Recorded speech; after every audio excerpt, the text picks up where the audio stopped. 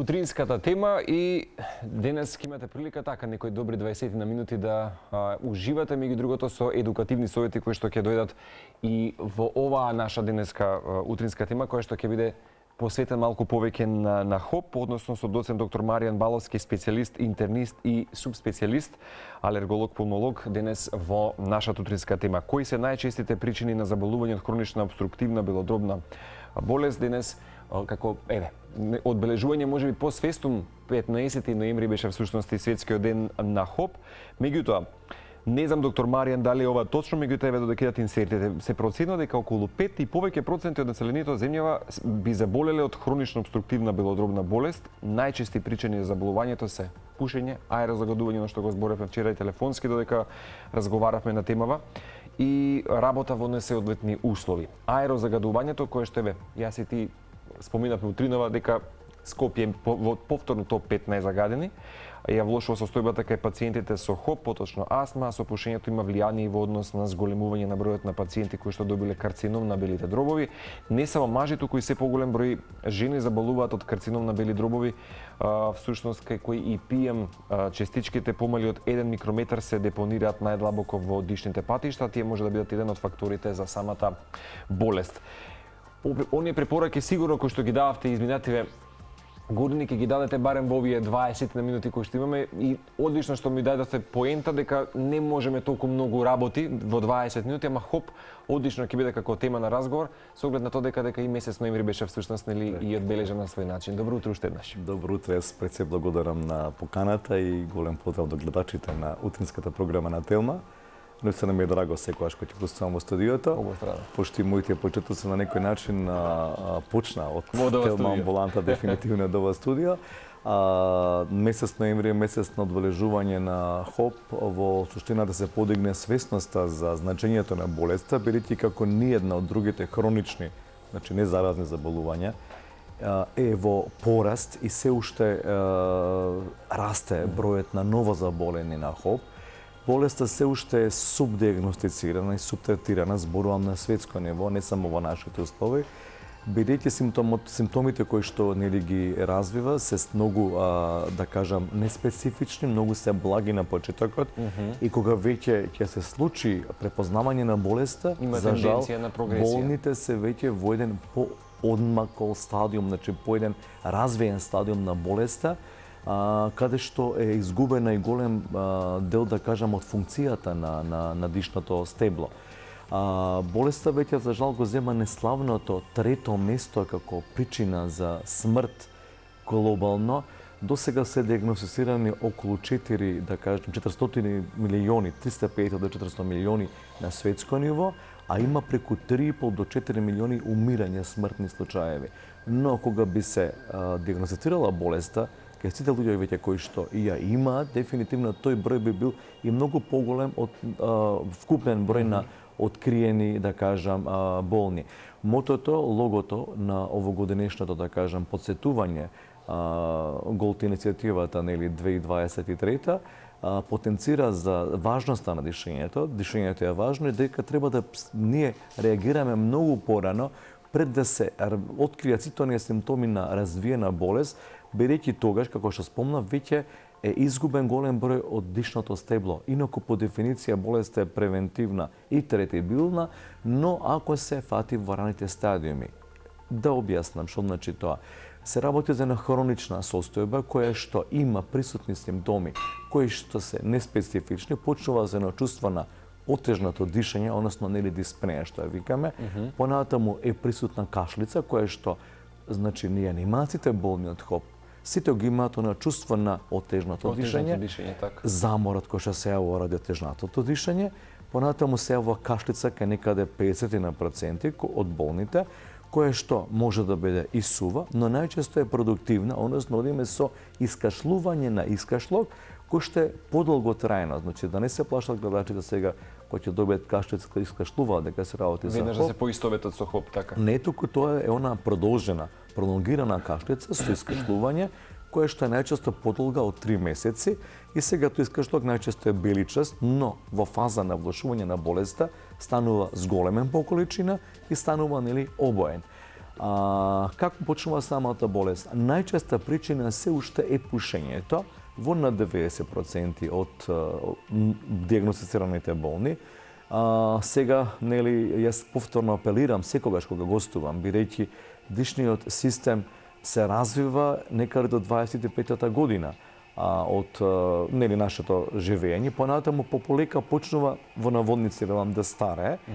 И тоа старење е убрзано од страна на пушењето, од страна на присутното загадување, посебно ја спомнавте вие она ултрафина фракција на PM честички, каде што сме сведоци нели на енормното загадување. Не сме далеко од вистината со овие проценти кои што ги споделив дека повеќе од 5%. Па најверојатно и поголем е процентот, бидејќи дефинитивно јас веќе се откривах опике пациенти кои што никогаш не пушеле и кои што немаат работно обкружување од аспект на изложеност на голем број на хемикалии и честички кои што долготрајно се причина за губитокот и дефинитивните промени кои се случуваат во дишното стебло. Ние сите зборуваме за надворешното загадување, нели? Да, дефинитивно, но не сме да го исклучиме и загадувањето во внатрешните простори каде што ние престојуваме, каде што се работи за нашите работни места, се работи за нашите домови, каде што зависи од тоа кој извор на загревање се користи, понатаму нашата активност, присуството на прашина, мувли, а освен тоа дополнително и смената на воздухот доаѓа со надворешниот воздух, живењето нели во покрај сообраќајници, каде што концентрацијата на дизел издувните частички и како голема е дефинитивно, сето тоа го прави заболувањето да биде многу почесто, иако има и мал процент на заболени кои што се работи, кои што имаат еден дефект генетски, алфа-1 антитрипсин недостаток на тој ензим, кој што нели е во суштина многу битен, бидејќи се спротивставува на активноста на протеазите, кои што се случуваат секојдневно, нели, ради голем број на во нашето секојдневна активности, пример кога имаме воспаление од X причини, таа протеазна активност ако е зголемена, протеазите ги лачат белите крвни клетки, ако нема кој да се спротивстави, се случуваат оние дифузни штети во алвеолите кои што предизвикуваат емфизем, но тоа е само кај многу мал процент на болни и тука болеста веќе започнува и многу порано во животот, некаде пред 40-та година. Инаку, начално, по дефиниција, секој што пуши цигари, некаде околу 40-та година веќе ги има промените кои што може да ги докажеме лесно. Плодна почва за хобот да влезе во системот. Затоа и некако се синхронизиравме баш почетокот е 1 декември, бидејќи ова е период кога најчесто нели ќе имате сигурно изголемување на најавување и пациенти. Тоа значи вака кога велите со процентите, тоа значи дека од 150 до 200.000 можеби веќе ги имаме веќе најверојатно за жал немаме регистар точен број, но сигурно се очекува дека нели ќе биде гарант таа бројка дефинитивно. Кога ги споменавте нели да речеме овие ризик фактори кои што допринесуваат за хоп во нашиот систем да влезе, вистина или заблуда најдов на следно или најчеста причина за појава на хоп чадот димот цигари? Дефинитивно.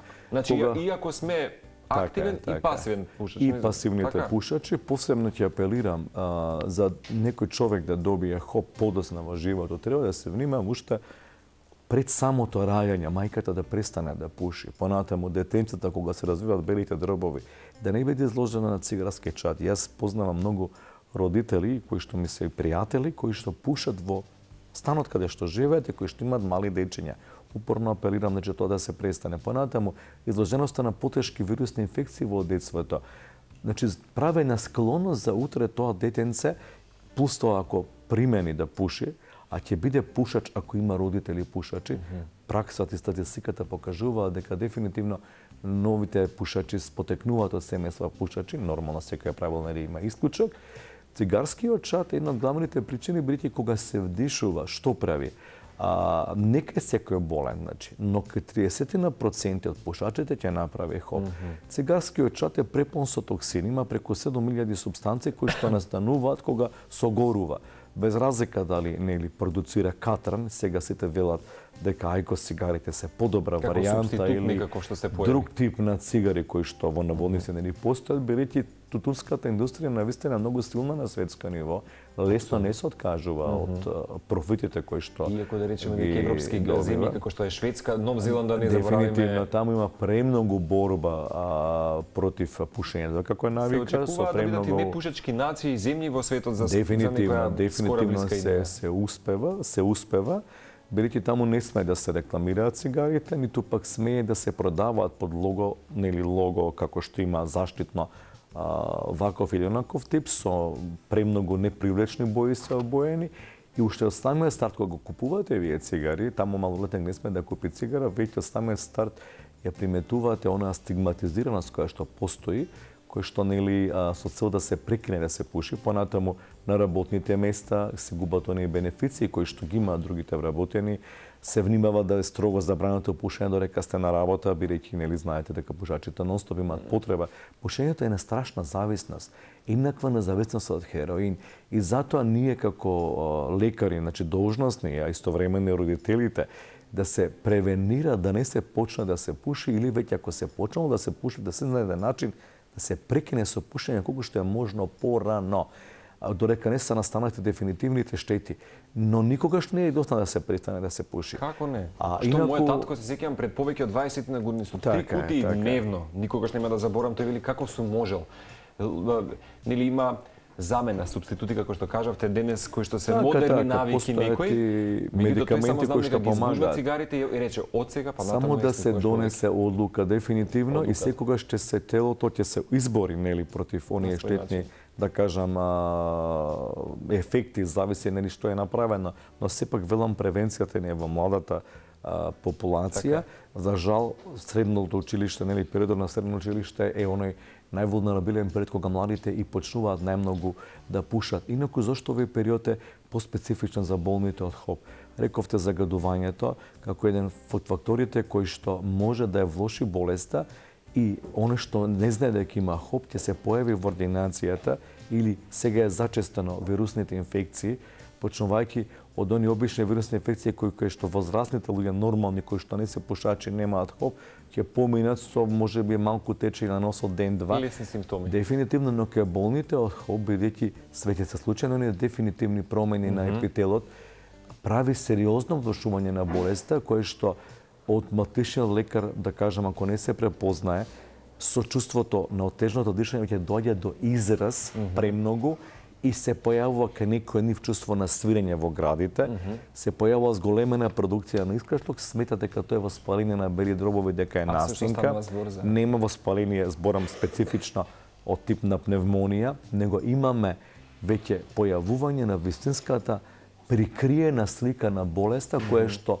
пациентот пред тоа не ја препознал, како што се губи функцијата на малите дишни патишта, нив ги има огромен бројот, се губи ради воспалението, бидејќи цигарскиот чад, загадениот воздух, работното окружување, пасивното пушење, активното пушење, било што друго понатаму, веќе предизвиканата инфламација страна на организмот ги моделира, ги воспалува, ги стеснува и ја губи дефинитивно функцијата. Тие се огромни на број, а е тивка, нема зона. Не можеме да ја приметиме, ние како лекари не може да ја слушнеме, дефинитивно. Бидејќи огромен бројот може ние, кога би можеле да ги нели распостенеме по површина, се големина на фудбалско игралиште, значи ги има доволно на број, но кога ќе се изгуби дефинитивно функцијата, кај голем број од тие дишни патишта, сега накалеме, например, со една вирусна инфекција или кој има ваков порас на загадување на воздух, иако ќе потенцирам, не е никаде дефинирана минималната концентрација на нештетно загадување на концентрација на PM2,5. Значи, светот се труди да надворешното загадување го сведе на минимум. Би сакал уште нешто, доктор Маријан, сега апропо со пушењето, веројатноста дека болниот може да почине од ХОП е 10 пати поголема која е пушач отколку не пушач. Дефинитивно, веројатноста да се почине од ХОП е реална и болните од ХОП имаат голем ризик од поголема и порана смртност, бидејќи болеста, како што реков, почнува во белите дробови, но не завршува тука. Болеста е системска, значи почетното жариште, инфламаторно, почетното воспаление е во белите дробови. Но како што спомнав, ова војска на бели крвни клетки, разни семејства, да не ги заморуваме гледачите со разни називи, кои што лачат голем број на маркери на инфламација кои што ние ги приметуваме во крвта кај овие болни, како ЦРП, туморнекроз фактор алфа и така натаму голем број на интерлеукини, меѓу кои што нели беше популарен оно интерлеукин 6 го знаат сите гледачи. Понатаму се лачат голем број на ензими кои што преку циркулацијата, освен што го штетуваат белите дробови, и примарно е нарушуваат на размена на гасови, значи телото е во една хронична слабост заситена со кислород во крвта, а ние знаеме дека дишењето и кислородот кој што го безбедува кој што е потребен за клетките на цело тело и како нели е потребно за здравието да биде адекватно, се прелева на секаде. Првиот орган кој што страда е срцето. Бидејќи белите дробови и срцето се врзан орган, значи се зголемува ризикот од појава првично на аритмии, ризикот од појава на хипертензија, ризикот од појава на тромботски настани кои што во фаза кога имаме да кажам засилено загадување на воздухот, екзацербација на хоп, се зголемува неколку пати кај овие болни. И тој ризик останува не само кога тие болни барат најчесто хоспитално лекување, туку останува тој ризик за зголемен од појава на миокарден инфаркт или мозочен удар и неколку месеци по завршената екзацербација. Што значи екзацербација? Влошување на сите симптоми кои што биде контролирани и најчесто е предизвикано од вирусни инфекции, бактериски инфекции или како што спомнав загаденост на воздухот нели во овие зимски месеци. Освен тоа е поврзан со големен ризик од атеросклероза, тромбози, с големен ризикот дури од појава на карцином, посебно карцином на бели дробови, с големен ризикот од појава на остеопороза, с големен ризикот од појава на диабетес, мерите на шеќерна болест кај овие болни. Ми го зададовте прашањето и одлично. Тоа значи дека најчесто пациентите знаат да имаат и други заболувања, како диабет, болка во мускули, односно некои... А промоторот е хоп, значи тој е главниот кој што почнал и гледате колкава алкана заболување предизвикува. Дефинитивно. Понатаму, овие болни, голем дел од овие болни, бидејќи како што се отежнува лишењето, да земат еден стереотарен начин на живот, трошат премногу енергија за обавување на дишењето кој што е еден спонтан акт. И тие болни губат од мускулната сила, се топат мускулите, значи се изразено слаби. Заземате на примерна положба, зборам во краните стадиуми, кога веќе отишла болеста, да кажам, премногу напреднала, не можат да се ги обават секојдневните животни активности. Што значи тоа? Да отидат до купатило, да се тушираат, да седнат на маса, да јадат. Тие се врзани за кревет и тогаш има најчесто потреба и од континуирана кислородна поддршка, освен терапијата која што ја даваме или ние, а која што терапија во основа после диагностика на болеста, која што е многу лесно, но битно е да се препознае навремено и затоа новите водичи последниве година-две назад веќе воведуваат еден термин, пошто за диагноза на болеста се употребува спирометрија, после даден вентолин базична и поствентолинска, каде што гледаме неинвазивен тест, ако не се неинвазивен тест, апсолутно. Значи многу лесно се изведува со уред наречен спирометар во амбулантите кои што не се занимаваат со пулмологија, пулмолозите го изведуваме овој тест. Неопходно е за доктор Маријан за диагностика, дефинитивно, дефинитивно. Понатаму други дополнителни методи кои што ги работиме како рентген, компјутер и така натаму се веќе барајќи ги дали кои се штетата на белите дробови и да од отсуство на соодветни придружни заболувања, како што спомнав, нели се прават, ЕКГ обавезно, кардиоваскуларна проценка се прави. Спирометријата кај хобот е карактеристична, бидејќи немаме повратност, односно немаме реверзибилност на обструкцијата или таа е помала од 12%. Значи имаме еден сооднос кој што ние нели го гледаме, тој е тифно соодносот под 70% и немаме, да кажам, повратност на ова се. И после тоа се прават гафи анализи да се види дали имаме развиена хронична респираторна слабост, каде што ги гледаме гасовите во крвта, парцијалните притисоци на кислород, сатурацијата кислородна и парцијалниот притисок на CO2 како основни параметри да видиме докаде е хроничната респираторна слабост и потпочнуваме со терапија, но како што спомнав, веќе водичите препорачуваат откривање, пошто спирометријата е златен стандард, и воведуваат еден термин кој се вика предхоп, како што постои преддиабет, постои предхоп, со цел да се успее да се селектира овие пациенти кои што имаат диспнеја, значи отежното дишење, многу порано е веден апел до матичните лекари и до пациентите пред се ирни кои што се пушачи или работа во средина која кога имаат едно чувство на отежно дишење, а каде што причина не е срцето за тоа отежно дишење, да се посомневаат дека постои болеста и да веднаш како се пушачи прекинат со пушење и да се поврза со некои од колегите пулмолози за едноставно да следат тие пациенти, ако има потреба ќе се интервенира со соодветна терапија која што е во облик на пумпици, инхалаторна терапија. Баш погледнавме сега. Дефинитивно, која што овозможува да лековите кои што се од групата на бронходилататори, ги имаме нели долгоделувачки бронходилататори и краткоделувачки, најчесто се одбираат од групата нели на мускаринските краткоделувачки за олеснување на симптомите кога ги имаат ратак. Но кој одредена група на болни се вклучуваат и инхалаторни кортикостероиди кои што треба дека болните од ХОП да бидат во пониска концентрација за разлика од болните со астма каде што нели одиме со висока концентрација на инхалаторни кортикостероиди. Знае дека ќе биде кусо времето за да се објасни сема, многу беше ова убаво 20 минутно уживање. Во 30 секунди колку можеме, само да ве прашав, мене ми е дилема. Бидејќи е хронично, дали тоа значи дека не може да се избегне сценарио на целосно заздравување? Вака, може, целта не е да ја држиме болеста под контрола, за жал излекување не може да постигнеме. Но добра контрола на болеста значи и добар и квалитетен живот и да го колку што е можно спречиме оној понатамошен спортски активности, доктор Марија, на функција на дишните патишта. Обавезно е препорачлива физичка активност, обавезно, никако откажување во рамките на нивните можности, квалитетна исхрана збогатена со протеини, но да биде подеднакво застапени на честите хранливи материи, обавезно болните да се вакцинираат редовно сезонски против грип и уште една вакцина која што е веќе сега достапна кај нас, тоа е антисептококната вакцина, значи без исклучок и прекинување на пушење.